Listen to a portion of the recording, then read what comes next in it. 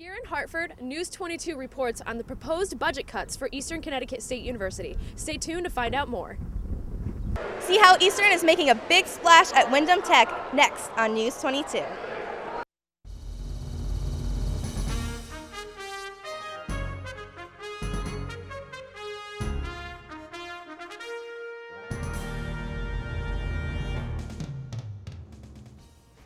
Good evening and welcome to News 22. I'm Carmen Chow. And I'm Michelle Geraci. This week, Senator Christopher Todd told CNN that he was responsible for language added to the federal stimulus bill regarding bonuses that companies receive from the federal bailout money. Todd admitted to putting bonus provision in the bill despite his earlier denials. The Treasury Department officials say the administration pushed for the language. AIG Insurance Company is under investigation for dishing out big bonuses after taking the bailout money. Due to the investigation regarding the bailout money, AIG, the firm's executives, have begun returning all or part of the $165 million bonuses they received from the bailout plan. The insurance giant received pressure from the Obama administration as well as Congress over the bonus money for executives. House Democratic leaders announced plans for a vote on legislation to tax away 90% of the extra pay for executives at AIG and many other bailed-out firms. Fannie Mae plans to put up $611,000 in retention bonuses each to 4 key executives this year, as a part of a plan to keep hundreds of employees from leaving the government-controlled company. Freddie Mac is planning similar awards, but not yet reported on how much executives will benefit. The two companies together own and back more than half of the home mortgages in the country and have been skyrocketing loan defaults. Fannie recently requested $15 billion in federal, and while Freddie has sought a total of almost $45 billion. There have been questions about whether or not the CSU school systems will shut down a branch. Reporter Simone Oliva went to the state capitol to find out more about the proposed budget cuts for the CSU school system. The economy is down, which has affected Connecticut colleges. President Nunez of Eastern has been able to make budget cuts in other areas without firing staff. But if this plan doesn't go as well as we hope it will, it is possible that the CSU colleges will be forced to cut 295 faculty and staff. We're here in Hartford to find out more about the issue. Students and faculty met at the Capitol to speak with their legislators. We got a chance to speak with a representative of the 61st District to find out more about the budget cut. In a time where your economy is in a downturn, more and more students coming out of high school are going to look to, and their parents as well, to the state university system for that education. They're not necessarily going to have the funds they did 2 years ago to go to the college that they thought they might want to. And the university systems itself, the money we as a state have invested in the university system over the past 10 years, we can't let that go backwards.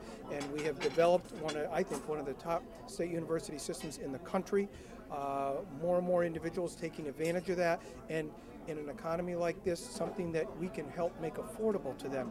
So when you start cutting back in a time like this, you're limiting that opportunity for growth for those students coming out of high school to get their education in the state of Connecticut, turn around and stay in the state of Connecticut, working, paying taxes, contributing to their own community and the state as a whole. So I just see that as a reverse way to look at this, and we really need to look to, again, continue to strengthen our state university systems, open up those slots for students in our state to attend classes at our state university system. We also had a chance to speak with a student from Western and see how he felt about the proposed budget cut. Our largest concern right now would be whether or not we're going to be losing professors and other funding that we need. Clearly, we have increased enrollment, we have increased applications every year. There's a demand for our universities, and we really can't afford to provide less and fewer classes. The effects of cutting the CSU faculty and staff will be detrimental to students. Their tuition will rise, their class sizes will increase, and this will lesser their education. It is important for students to talk to their legislative branch about these issues and see how they can help. Outside the Capitol, I'm Simone Oliva for News 22. Closing one of the CSU schools is a last resort decision. It is more likely that the state will cut faculty and staff before making such a drastic decision. This week, Attorney General signaled a change on medical marijuana policy. Federal agents will target marijuana distributors only when they violate both the federal and state law. A change from the Bush administration targeted medical marijuana disciplinarians in California, even if they complied with that state's law. California law permits the sale of medical marijuana, though it's still against the law. Law enforcement officers will no longer prospect raids by the Drug Enforcement Administration, but officers will target anyone who tries to use medical marijuana laws as a shield for other illegal activity. Marijuana, to legalize or not to legalize, that is a question. News 22 reporter Jenna Haggis has the story. Eastern's debate team got fired up Wednesday evening about whether or not to legalize the use of marijuana. I'm here at the Student Center to see how they felt about this issue. The president of the debate team, Vicar Centino, believes that legalizing marijuana would leave the police and court systems more time for serious crimes. She also discussed how the legalization of marijuana would affect our economy. Massachusetts has passed a law you can have 4 ounces or more on your person, but if you smoke it in public or if they catch you with it, you get a ticket. Rather than going to jail, you get a ticket, which is better for the state because the state gets that ticket money and you're not in jail. The legalization of marijuana would affect mostly men and women between the ages of 20 and 30, I would say. Another member of the team, Shayna Alderman, discussed the health perspective for legalizing marijuana. Exposure to Delta-9 THC, which is the main ingredient in marijuana, which has over 400 ingredients, may cause retardation in embryos. The intensity of the debate shows that the legalization of marijuana is clearly still a controversial issue. From the Student Center Theater, Jenna Haggis, News 22. Thanks, Jenna. The debate team meets every Wednesday at 3 o'clock in the library. Don't be afraid to come and voice your opinions in some heated debates. Former President George W. Bush has begun and already written a 30,000-word memoir called Decision Points that will cover everything from how we found faith, quit drinking, and how he chose Karl Rove and Dick Cheney for their jobs. Bush has been reported working 2 to 3 hours each morning, writing 1,000 to 1,050 words. He's been typing away, wanting to write a book that is different, less conventional, and chronological, not about history, and a book people will read, not just buy. As you have heard, last month, a 70-year-old woman was attacked by her friend's chimpanzee in Stanford. The chimp ended up being shot down by a police officer after it went after him while he was in his cruiser. The mauled woman suffered severe injuries to her face, neck, and hands. Now the family of the victim is seeking $50 million in damages from the owner, which are a prelude to an expected lawsuit to be filed. Puerto Rican puppies are coming to Connecticut. Strays from Puerto Rico have been rescued and are heading to our state to find new homes. In their native Puerto Rico, many strays starved to death, are set on fire, poisoned, and left in the street. The dogs that make it to the island shelters are put to sleep. Volunteers from the Puerto Rico Animal Welfare Society rescued the dogs. 45 homeless mutt puppies are in Connecticut looking for good homes. 25 more will be coming later this week. If you want to adopt the Puerto Rican puppies, they will be at the Connecticut's Super Adoption event in Stamford this weekend. Looking for a way to save some bucks? How about recycling those empty cans? Hartford is now trying a new approach to turn its residents into recyclers. A sensor on the bin records the address and pounds of the pickup. A tally is kept online by Recycle Bank and points are awarded to homeowners. The points can be used at local businesses like Big Y, FedEx, Shaw's, and more. City officials say not only will residents but towns save too by having fewer loads taken to trash to energy plant the city will save on cost. Summer's coming up around the corner and it's time to bring out the citronella candles and bug spray for those pesky mosquitoes. But scientists claim they might someday be replaced by a laser-guided WMD, weapon of mosquito destruction. The same rocket scientists who designed the Cold War-era defense system used the same laser technology to zap mosquitoes, but with parts bought on eBay, the laser worked 100 feet away. The goal is to fight malaria, which kills about 1 million people a year. News 22 will return after this break with this week's editorial.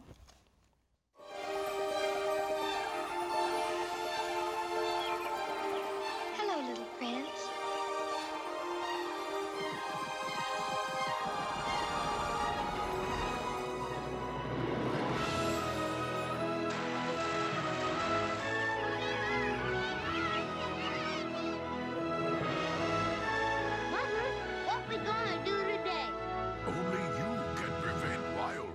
others.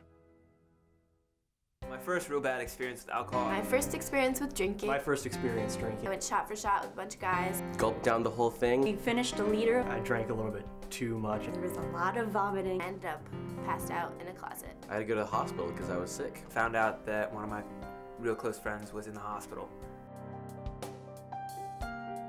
I was 13. 14. 15. 13.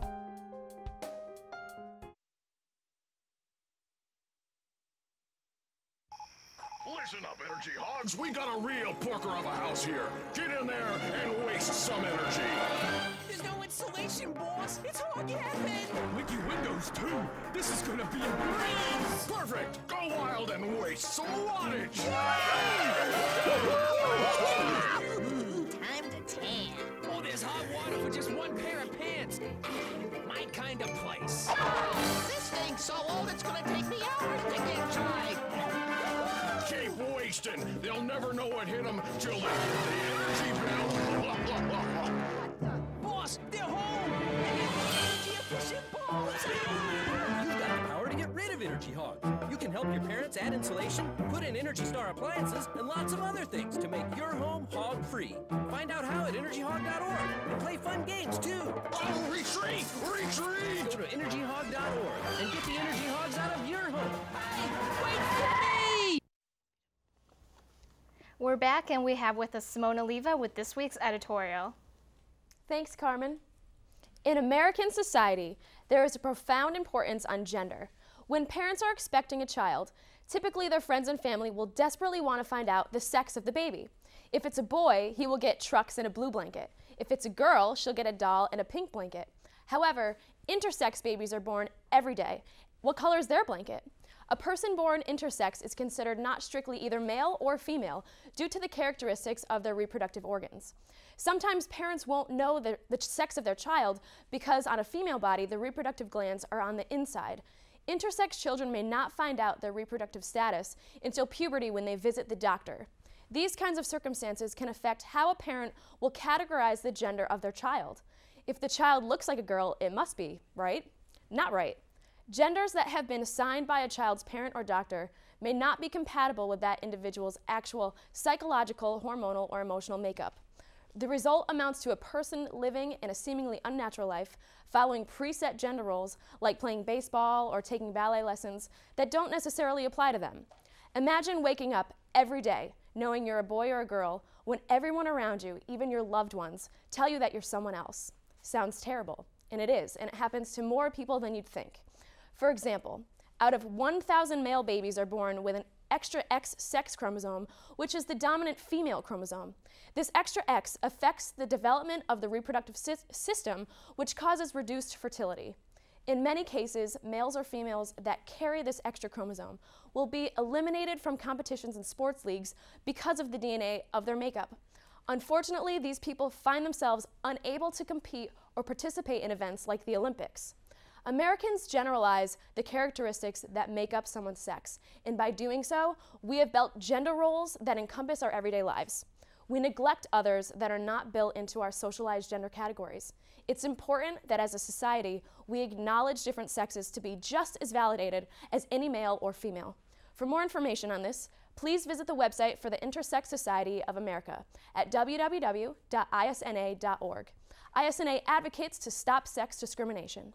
For News 22, I'm Simone Oliva. Please have a safe and healthy spring break.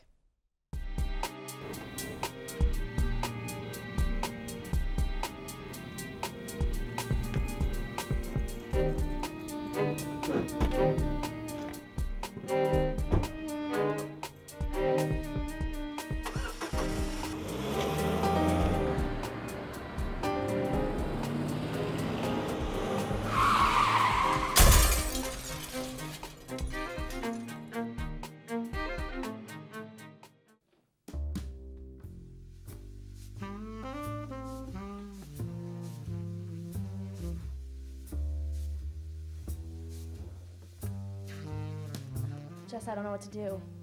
What's wrong? I thought today was the night. What happened? I know it's supposed to be, but he doesn't have a condom. He said he doesn't have any money. He spent it all at the bar.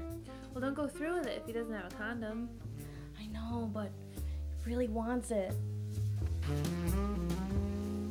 Oh, I know. I heard the other day that Health Services gives away free condoms. Free condoms? Free condoms! Whoa! Did I just hear you guys say free condoms? Free condoms! Health Services not only takes care of you when you're sick, but helps you stay healthy. They provide free information, services, and free condoms. They have male and female condoms and are there for any questions you have. Stop by Health Services for any questions or concerns. Remember, Eastern, stay safe.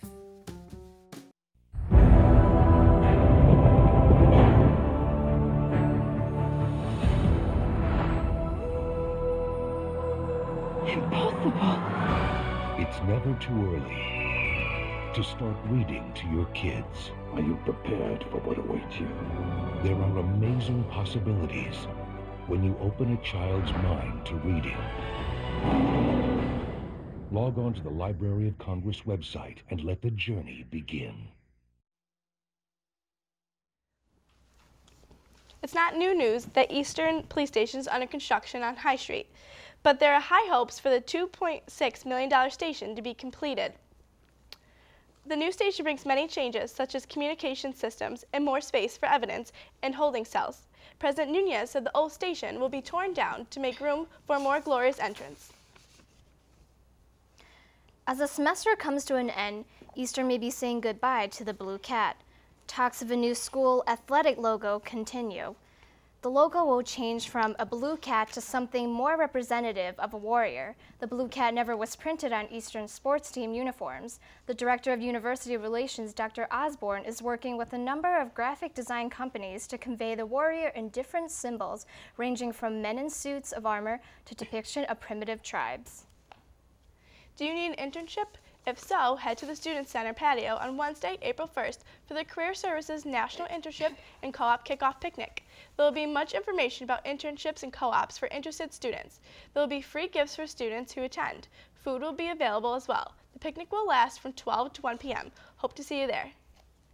Members of Habitat for Humanity will be spending their spring break in a humane way. Students will be traveling to Biloxi, Mississippi to help rebuild homes that were damaged during Hurricane Katrina for a week. If you're interested in joining Habitat for Humanity, visit the Eastern homepage and click on Clubs and Activities to find out more information. Eastern students volunteer their time at a 30-year special tradition. News 22 reporter Megan Fox went to the pool to get the splash.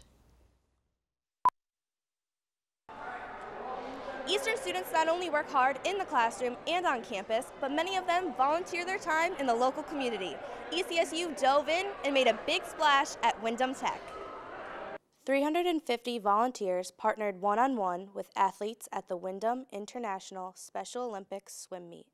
Volunteers helped athletes register, cheered them on, and engage in other activities while not in the pool.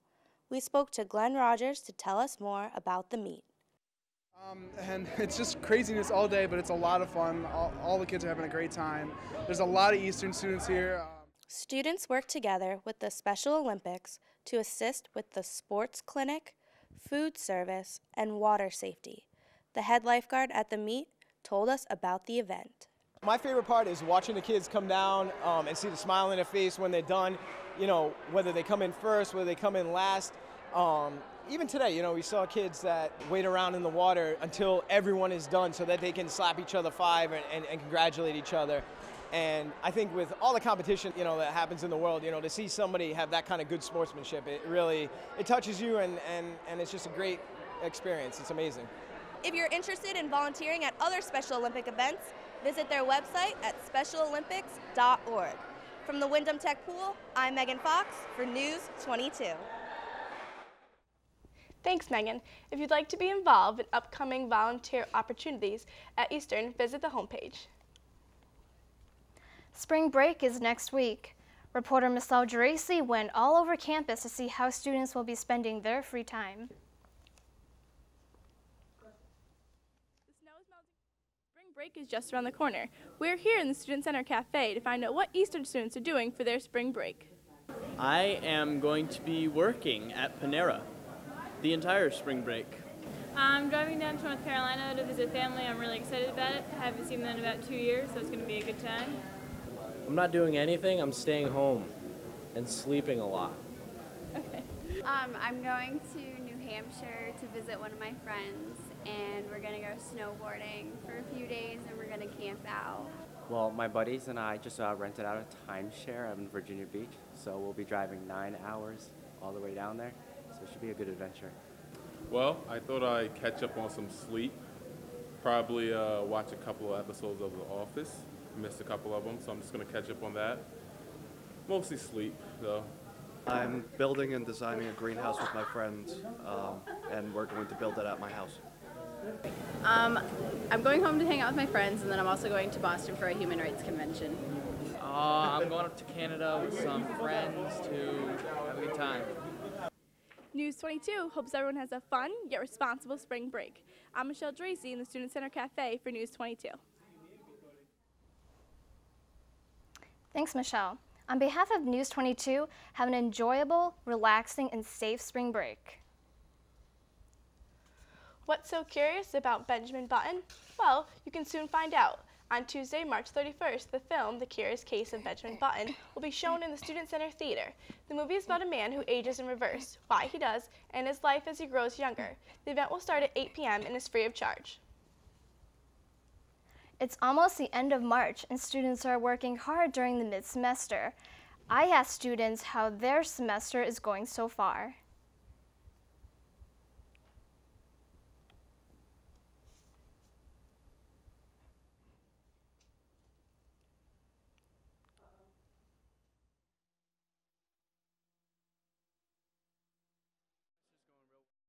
It's busy though. I'm excited for spring break. You know, all my classes, my midterms are over. I'm excited about that. I'm looking forward to the rest of the semester. It's going to be busy. It's going to be a lot of work, but it's a good semester. Pretty easy. Like, I don't have classes on Tuesdays and Thursdays, so I don't know. I just float around. It's going well. Everything's good. I'm happy with my semester so far. Everything's going good. My semester is going great. I'm graduating in close to a month and a half, so it's just an easy semester. It's my senior year, and I'm having a great time. Pretty good. Trying to finish up, and then I'll be back next semester. Keep up the hard work and be sure to relax during spring break. Inside of the Student Center, this is Carmen Chow, News 22. Good work will always pay off in the end, so be sure to keep up on your studies. If you have any concerns, complaints, or comments about the campus this semester, contact News 22 investigative team email at tv22@sdu.easternct.edu. We'll be right back with the sports after this short break.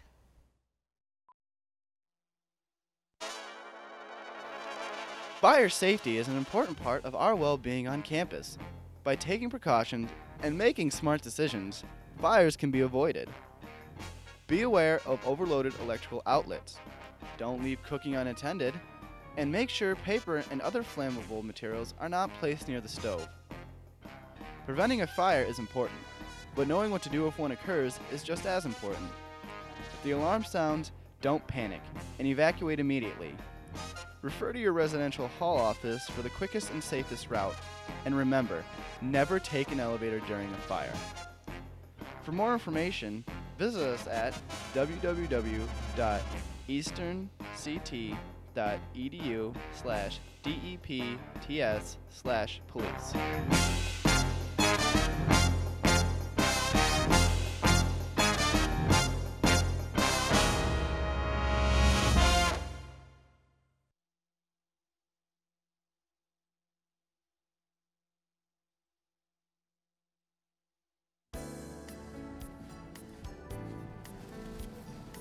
Whoa, what are you doing? Throwing out my trash. Don't you recycle? Recycle? Yes, it says toss bottles here. Oh, all right.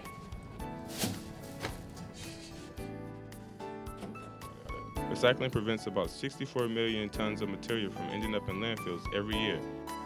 Eastern Connecticut State University makes it easy for students to do their part in recycling materials they use every day. Bins and containers for bottles, cans, and paper are located all over the campus. Recycling is as simple as separating your trash and tossing the recyclables into a 90-gallon bin near the dumpster located outside your resident hall. Reduce, reuse, and recycle Eastern.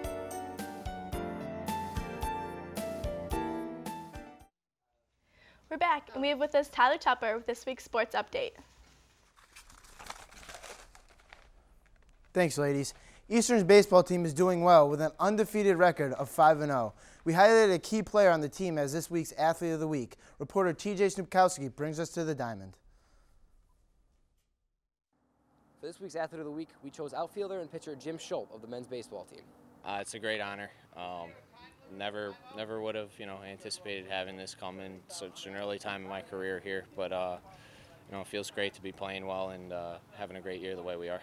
We asked Jim how he and the team were both doing so far this season. We're playing really well right now. Things look good. Our pitching looks pretty decent, and we got a lot of depth this year, so we got high hopes for the season. Just to play as well as I can, do my job every day, come to the ballpark ready to play, and help the team win. We then asked him what it was like to juggle schoolwork and being on a college team. This is what he had to say. It's tough at times. You get a lot of work, and it piles up at the point where you got games, and you got to manage it pretty well. But I think I'm doing okay. It's no different than anybody else around here, other than you got a little bit of extra time to account for with being in practice and games. Congratulations, Jim, and be sure to stay tuned for the next Athlete of the Week when we return from spring break. I'm TJ Snupkowski at the ball field, News 22. Check out Jim and the team at their next home game on Saturday, March 28th at the baseball complex. On Wednesday, March 18th, the women's lacrosse team hosted Vassar College at the Mansfield Outdoor Complex. The game was the longest game in Eastern women lacrosse history, ending in victory.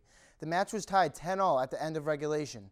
Sophomore midfielder Ashley Delvicchio forced overtime when she netted her third goal of the match on a pass from Taylor McDonald to pull the Warriors even at a 10-all. The team went into overtime 3 times before McDonald scored with 1:34 seconds gone in the third overtime. This brings the women's record to 1-3. Their next home game is Saturday, March 28th against Keene State College. The men's lacrosse team had its first match here at Eastern Wednesday against Mount Ida College.